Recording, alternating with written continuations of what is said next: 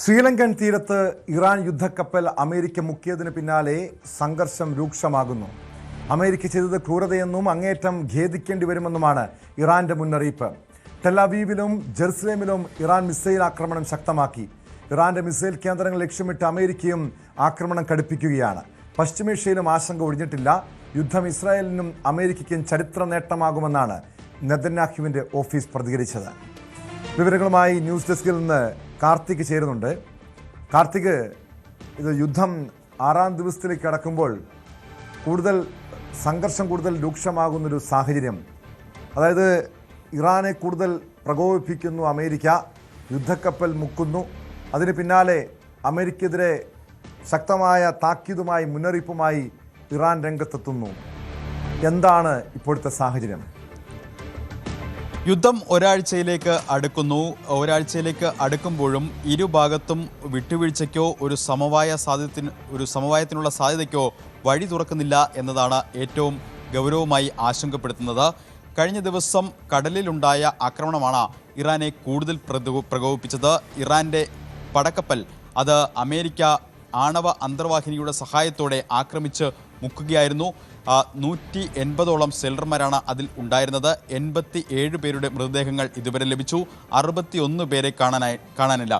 2ാം ലോക മഹായുദ്ധത്തിന് ശേഷം ഇത്തരത്തിൽ ഒരു രാജ്യത്തിൻ്റെ പടക്കപ്പൽ ആക്രമിക്കുന്നത്, അതും അന്തർവാഹിനിയിൽ നിന്ന് ഇത്തരത്തിൽ ആക്രമിക്കുന്നത്, ടോർപിഡോ സഹായത്തോടെ ആക്രമിക്കുന്നത് പതിവില്ല. അത്തരത്തിൽ പതിവില്ലാത്തൊരു യുദ്ധതന്ത്രമാണ് ഇത്തവണ US ഇറാനെതിരെ സ്വീകരിച്ചിരിക്കുന്നത്. സ്വാഭാവികമായും അത് ഇറാനെ വലിയ തോതിൽ പ്രകോപിപ്പിച്ചിട്ടുണ്ട്. അല്പം മുൻപാണ് ഇറാൻ വിദേശകാര്യമന്ത്രിയുടെ പ്രതികരണം ഇക്കാര്യത്തിൽ വന്നത്. വാക്കുകൾ എഴുതി വച്ചുകൊള്ളൂ, ഇതിന് അമേരിക്ക അങ്ങേയറ്റം ഖേദിക്കേണ്ടി വരും, ശക്തമായ മറുപടി ഈ കാര്യത്തിൽ ഉണ്ടാകും എന്നാണ് ഇറാൻ വിദേശകാര്യമന്ത്രിയുടെ പ്രതികരണത്തിൽ വ്യക്തമാക്കുന്നത്. മാത്രമല്ല, മുന്നറിയിപ്പില്ലാത്ത ഈ ആക്രമണം അങ്ങേയറ്റം നീതികേടാണ് എന്നുകൂടി ഇറാൻ പറഞ്ഞു വയ്ക്കുന്നു. അതായത് നിലവിലെ സംഘർഷ സാധ്യത ഒരു തരത്തിലും അയയാനുള്ള സാഹചര്യം നിലവിലില്ല. വ്യോമാക്രമണത്തിനും വ്യോമ പ്രതിരോധത്തിനുമൊപ്പം യുദ്ധം 6ാം ദിവസത്തിലേക്ക് കടക്കുമ്പോൾ കടലിലും ആകെ ആശങ്കാജനകമാണ് സാഹചര്യം. പ്രത്യേകിച്ച് ഹോർമൂസ് കടലിടുക്കിലൂടെയുള്ള ജലഗതാഗതം, പ്രത്യേകിച്ച് എണ്ണ ടാങ്കറുകളുടെ ഗതാഗതമടക്കം നിലച്ചിരിക്കുന്ന ഒരു സാഹചര്യത്തിൽ കടലിലെ ഈ യുദ്ധഭീതി വലിയ തോതിൽ ആശങ്കകൾക്ക് വഴിവെക്കുന്നു.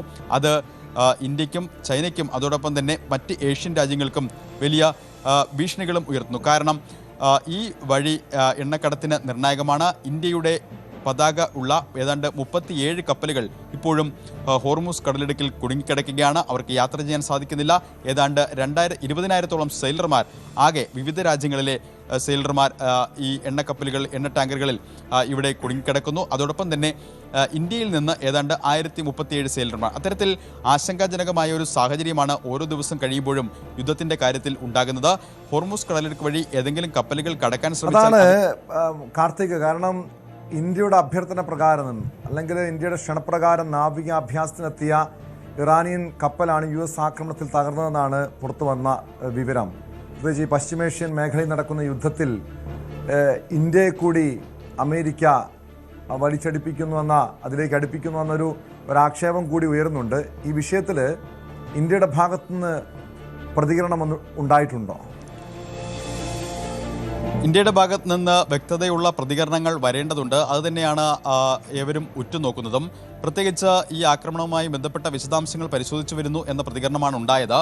എന്തായാലും ഇന്ത്യയിൽ ഒരു നാവികാഭ്യാസം കഴിഞ്ഞ് മടങ്ങുന്നതിനിടെയാണ് ഇറാന്റെ യുദ്ധക്കപ്പൽ IRIS ദേനയ്ക്കെതിരെ ഇത്തരത്തിൽ ഒരു ആക്രമണം ഉണ്ടായത്. അത് വലിയ തോതിൽ ആശങ്കകൾക്ക് വഴിവെക്കുന്നു. കാരണം ഇന്ത്യൻ മഹാസമുദ്രത്തിലാണ് ഇത്തരത്തിൽ ഒരു ആക്രമണം നടന്നതും. പ്രത്യേകിച്ച് മുന്നറിയിപ്പുകളൊന്നുമില്ലാതെ ഇത്തരത്തിൽ നടന്ന നീക്കം അത് ഏറെ ആശങ്ക ഉളവാക്കുന്നു. മാത്രമല്ല, അത് നിലവിലെ യുദ്ധ സാഹചര്യത്തെ അത് കൂടുതൽ വഷളാക്കുകയും ചെയ്യുന്നു.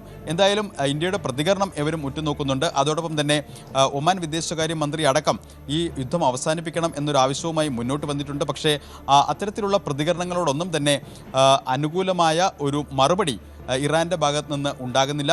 ഇസ്രയേലിൻ്റെ ഭാഗത്ത് നിന്നും ആ തരത്തിലുള്ളൊരു മറുപടിയൊന്നും ഉണ്ടാകുന്നില്ല. അതുകൊണ്ട് തന്നെ ഒരു സമവായ സാധ്യതകൾ വിദൂരമാണ് എന്ന് ഈ ഘട്ടത്തിൽ പറയാം.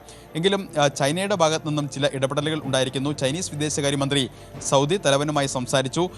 യുദ്ധം അനിശ്ചിതമായി നീട്ടിക്കൊണ്ടുപോകുന്ന സാഹചര്യം ഒഴിവാക്കാൻ ഏതെങ്കിലും തരത്തിലുള്ള ഇടപെടലുകൾക്ക് ആവശ്യമെങ്കിൽ അതിന് ചെയ്യാൻ തയ്യാറാണ്. മാത്രമല്ല ഒരു പ്രത്യേക പ്രതിനിധി സംഘത്തെ അയക്കാൻ വരെ തയ്യാറാണ് എന്ന് ചൈന പറഞ്ഞു വെക്കുകയും ചെയ്യുന്നു. പക്ഷേ അപ്പോഴും ഇറാനും ഇസ്രയേലും ശക്തമായ ആക്രമണം തുടരുകയാണ്. കഴിഞ്ഞ ദിവസങ്ങളെ അപേക്ഷിച്ച് ഇറാന് മേലുള്ള ആക്രമണം അതൊരു പുതിയ സ്ട്രാറ്റജിയിലേക്ക് US-ഉം ഇസ്രയേലും കൊണ്ടുപോവുകയാണ്. പ്രത്യേകിച്ച് മിസൈൽ ലോഞ്ചറുകളും അതോടൊപ്പം തന്നെ അവരുടെ മിസൈൽ പദ്ധതികളും കേന്ദ്രീകരിച്ചുകൊണ്ടുള്ള ആക്രമണമാണ് നടത്തുന്നത്. ഇന്ന് കോമിൽ ഇറാൻ്റെ മിസൈൽ ലോഞ്ചർ സംവിധാനം ഇസ്രായേലിൻ്റെ ബോംബാക്രമണത്തിൽ തകർന്നിട്ടുണ്ട്. അത്തരത്തിൽ റിപ്പോർട്ടുകൾ പുറത്തു വരുന്നു. മാത്രമല്ല പശ്ചിമേഷ്യ കേന്ദ്രീകരിച്ച്, അതായത് പശ്ചിമേഷ്യയിലെ US അസറ്റുകൾ കേന്ദ്രീകരിച്ചുകൊണ്ടുള്ള ആക്രമണങ്ങൾ ഇറാനും കടുപ്പിക്കുകയാണ്. ഇന്ന് ദോഹയിൽ US എംബസിക്ക് സമീപം താമസിക്കുന്ന ആൾക്കാരെ ഒഴിപ്പിച്ചു. ഒരു കരുതൽ നടപടിയുടെ ഭാഗമായാണ് ഇത്തരത്തിൽ ഒഴിപ്പിച്ചത്. മാത്രമല്ല സൗദിയിലേക്ക് 3 ക്രൂയിസ് മിസൈലുകളും ഡ്രോണുകളും എത്തി. അത് തടഞ്ഞിട്ടു എന്ന് സൗദി പ്രതിരോധ വകുപ്പ് സ്ഥിരീകരിക്കുന്നു. ബഹ്റൈനിൽ ആമസോൺ ഡാറ്റാ സെൻറ്ററിന് നേരെ ഒരു ഡ്രോൺ ആക്രമണം ഉണ്ടായിരിക്കുന്നു. അതോടൊപ്പം തന്നെ കുവൈറ്റിൻ്റെ തീരത്തിന് പുറത്ത്, കുവൈറ്റ് തീരത്തിന് സമീപം ഒരു എണ്ണ ടാങ്കർ കപ്പലിന് നേരെ ഇത്തരത്തിൽ ആക്രമണം ഉണ്ടായിരിക്കുന്നു. ഒരു സ്ഫോടനം നടന്നതായി ദൃക്സാക്ഷികളെ ഉദ്ധരിച്ച് റിപ്പോർട്ടുകൾ പുറത്തു വരുന്നു. അങ്ങനെയെങ്കിൽ എണ്ണ വ്യാപനം അടക്കമുള്ള കടലിൽ കാർത്തി നേരത്തെ സൂചിപ്പിച്ചതുപോലെ ബഹ്റൈനിലും ഖത്തറിലുമൊക്കെ തുടർച്ചയായി സ്ഫോടനങ്ങൾ നടക്കുന്നതിൻ്റെ ശബ്ദങ്ങൾ കേൾക്കുന്നതായി റിപ്പോർട്ടുകൾ വരുന്നുണ്ട്. അതിനിടെ ഖത്തർ US എംബസിക്ക് അടുത്ത് താമസിക്കുന്നവരെ ഒഴിപ്പിക്കുന്നു. ഒരു ആശങ്കാജനകമായ സാഹചര്യങ്ങളാണോ ഈ പ്രദേശങ്ങളിലൊക്കെ ഉള്ളത്?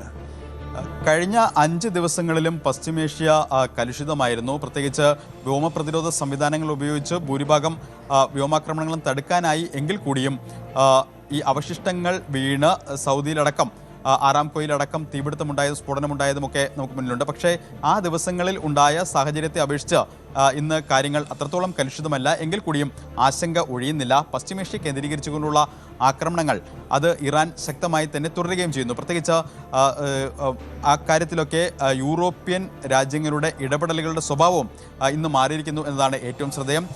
അല്പം മുമ്പ് ഇറ്റലിയിലെ പ്രധാനമന്ത്രി വ്യക്തമാക്കിയത് ആവശ്യമായ സൈനിക സഹായങ്ങൾ ചെയ്യാൻ സന്നദ്ധമാണ് എന്നൊരു പ്രതികരണം ഇറ്റലിയുടെ ഭാഗത്തു നിന്നുണ്ടായിരിക്കുന്നു. രാവിലെ ഓസ്ട്രേലിയൻ പ്രധാനമന്ത്രി ആന്റണി ആൽബനീസും സമാനമായ ഒരു പ്രതികരണമാണ് അദ്ദേഹം നടത്തിയത്. മിലിറ്ററി സഹായം അയക്കുന്ന കാര്യത്തിലടക്കം പരിഗണിച്ചു വരുന്നു എന്നൊരു പ്രതികരണമാണ് ഓസ്ട്രേലിയൻ പ്രധാനമന്ത്രി നടത്തിയത്.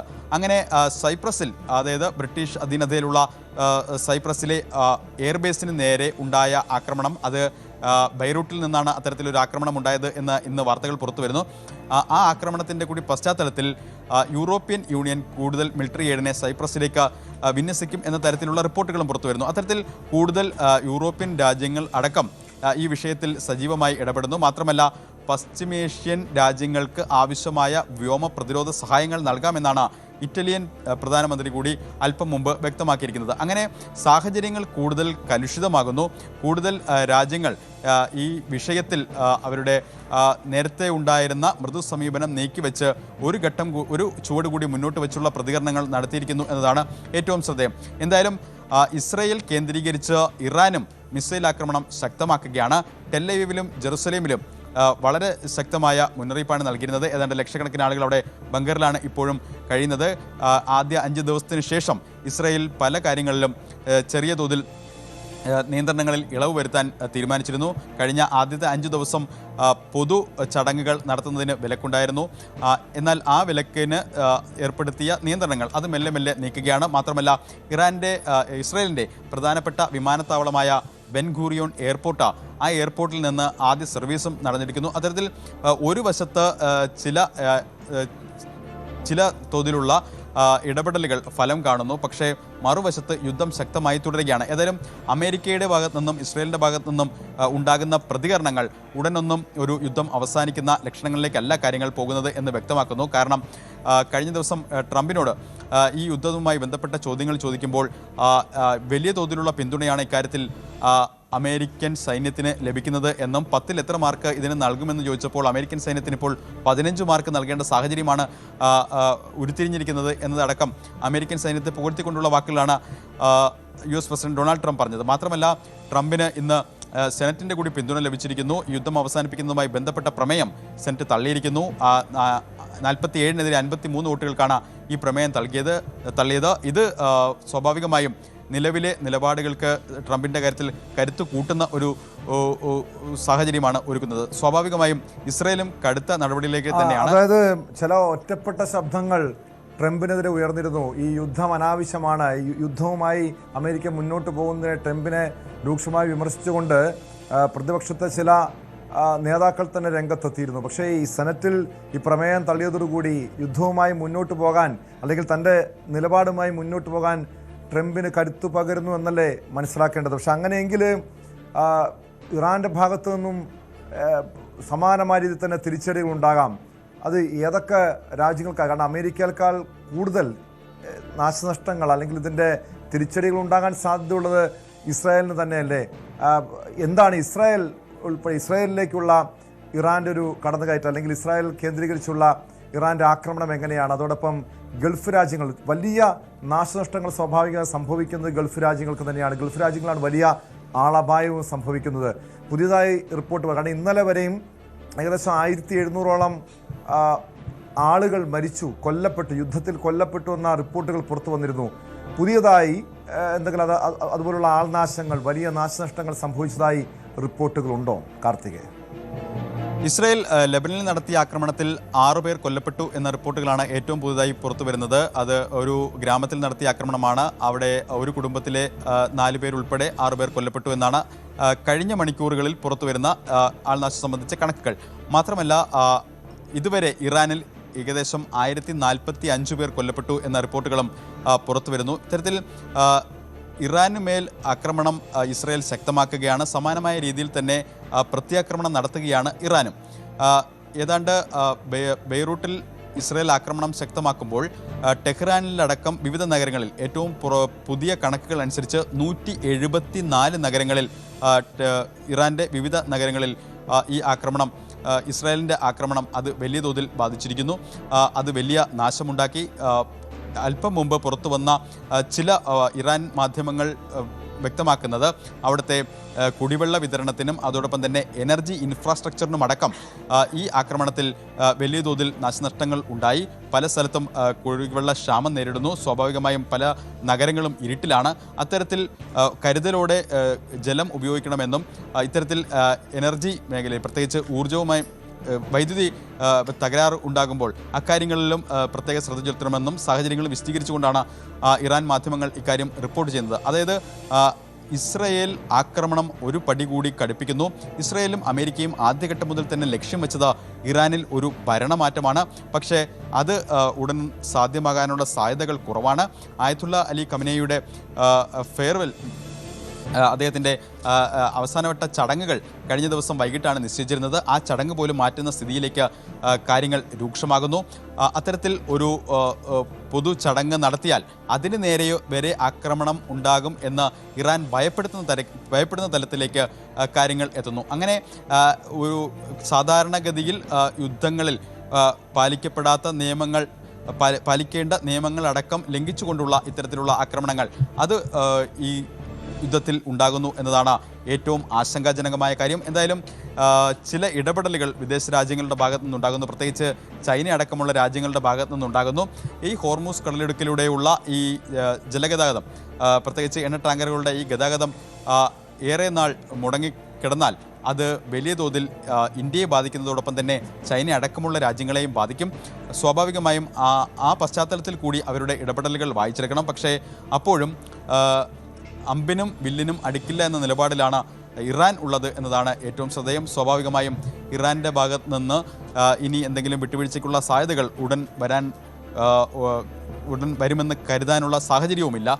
കാരണം കഴിഞ്ഞ ദിവസം അത്രത്തോളം അവർക്ക് പരിക്കേറ്റിട്ടുണ്ട്. പ്രത്യേകിച്ച് അപ്രതീക്ഷിതമായി US ഇറാൻ്റെ യുദ്ധക്കപ്പൽ അത് മുക്കിക്കൊണ്ടുള്ള ഒരു ആക്രമണം അവർ പ്രതീക്ഷിച്ചില്ല. ആ ആക്രമണം അവരെ വലിയ തോതിൽ പ്രകോപിപ്പിച്ചിട്ടുണ്ട്. അതിന് ശക്തമായ മറുപടി നൽകും എന്ന് ഇറാൻ ഭരണകൂടം വ്യക്തമാക്കുന്നു. അതാണ് ഏറ്റവും അധികം ഇറാൻ ഇപ്പോൾ കൂടുതലായി പ്രകോപിപ്പിച്ചിരിക്കുന്നത്. ശ്രീലങ്കൻ തീരത്താണ് ഇറാന്റെ യുദ്ധക്കപ്പൽ അമേരിക്ക മുക്കിയതിന് പിന്നാലെ സംഘർഷം കൂടുതൽ രൂക്ഷമാകുകയാണ്. അമേരിക്ക ചെയ്തത് ക്രൂരതയെന്നും അങ്ങേയറ്റം ഖേദിക്കേണ്ടി വരുമെന്നുമാണ് ഇറാന്റെ മുന്നറിയിപ്പ്.